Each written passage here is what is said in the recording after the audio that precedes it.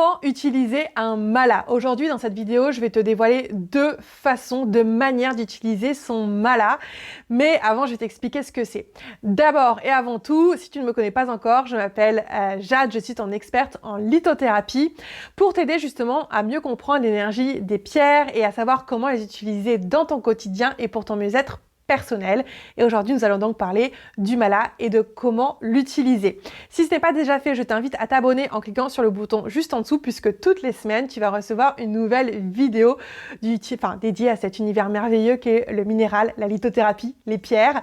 Et si ce n'est pas déjà fait, je t'invite aussi à télécharger ton guide gratuit. Je t'ai fait un e-book spécial chakra pour que tu puisses apprendre à mieux voir quel chakra correspond à quelle énergie et savoir où te diriger. Alors, comment utiliser le mala? Déjà, on va revenir aux bases. Qu'est-ce qu'un mala? Le mala, c'est un collier, un petit peu comme celui-ci. Hop, c'est un collier en perles, mais des fois qui peut être en graines, en bois, enfin voilà, il peut être en beaucoup de choses. Et donc, c'est un collier qu'on va utiliser, c'est un objet de méditation à la base. Je te ferai peut-être une vidéo plus ample pour t'expliquer ce que c'est le mala, mais c'est un collier de méditation. D'accord?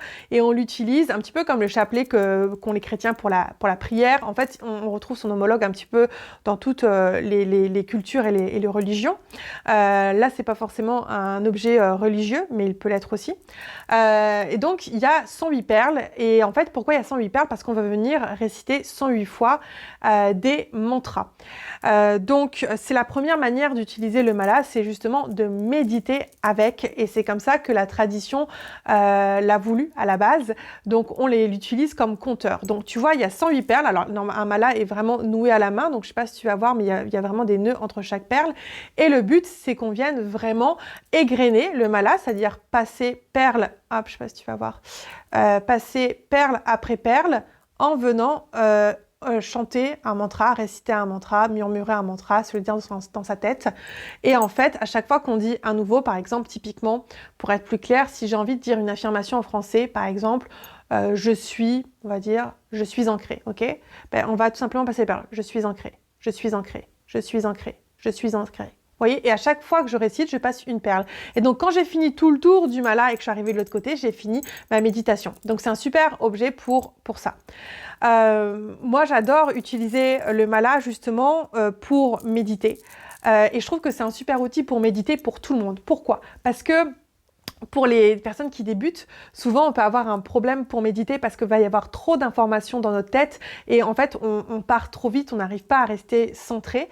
Et justement, le mala, ça va être cet outil, comme on touche, comme on égrène en même temps et quand on récite, on vient court-circuiter le mental. Et du coup, c'est la meilleure, mais genre vraiment la meilleure manière de débuter la méditation, la plus facile pour un débutant. Je trouve que c'est vraiment avec le mala parce qu'on n'a pas d'autre choix en fait que d'être à ce qu'on fait puisqu'on a tous nos sens qui sont utilisés. Donc franchement, si vous méditez, le mala, the best of the best, d'accord?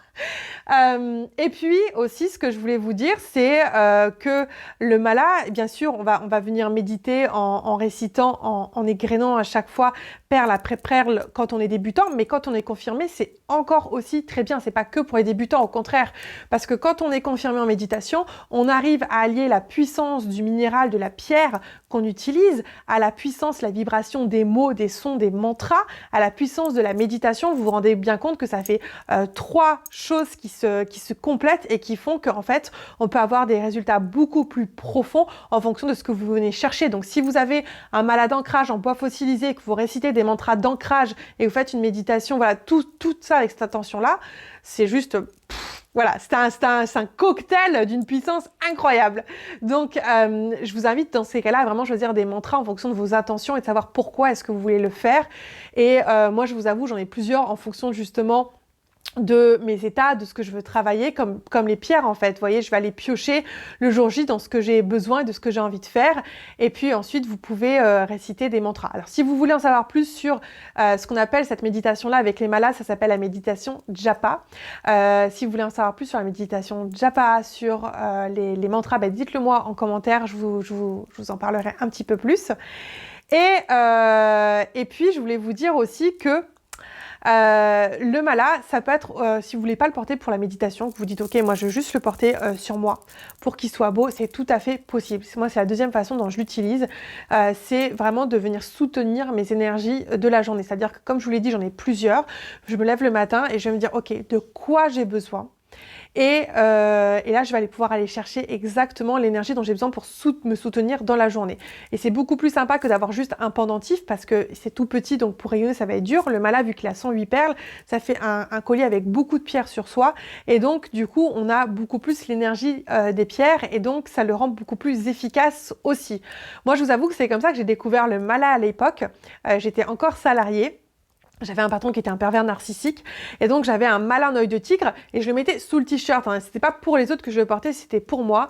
Mais je peux pas vous dire à quel point ça m'a soutenue, ça m'a aidé à traverser ma fin de salariat avant de me lancer dans l'entrepreneuriat. Ça a été vraiment un objet doudou, un objet de protection ultime. Voilà, c'est vraiment la deuxième façon que je vous invite à faire. Donc le mala, c'est soit on médite avec, ça s'appelle la méditation japa, soit on va l'utiliser pour le porter sur soi pour soutenir nos énergies. Si vous sentez que voilà, vous avez rendez-vous avec votre patron et que vous avez besoin justement d'un petit coup de boost, prenez un mala qui soit lié au chakra du plexus solaire par exemple. Si vous sentez que vous avez une conférence à donner, prenez quelque chose qui est lié au chakra de la gorge. Vous pouvez tout à fait adapter les malas par rapport à vos besoins. Alors bien évidemment, il y a tellement d'autres façons d'utiliser le mala. Juste par exemple, si vous avez un autel que vous l'utilisez pour mettre sur votre autel en décoratif ou en offrande, il y a énormément de choses à faire, mais les deux que je vous invite à tester, c'est vraiment la méditation et le fait de le porter sur vous. Voilà, c'est très important. J'espère que ça vous aura donné, en plus ils sont hyper canons et hyper beaux, j'espère que ça vous aura donné envie de tester l'outil mala. Je vous invite à me poser toutes vos questions en commentaire, à liker si ça vous a plu, à partager à des personnes que ça pourrait intéresser. En tout cas, nous, on se revoit la semaine prochaine pour une nouvelle vidéo et n'oubliez pas de télécharger votre ebook gratuit sur les chakras en commentaire. Je vous fais plein de gros bisous. Ciao, ciao!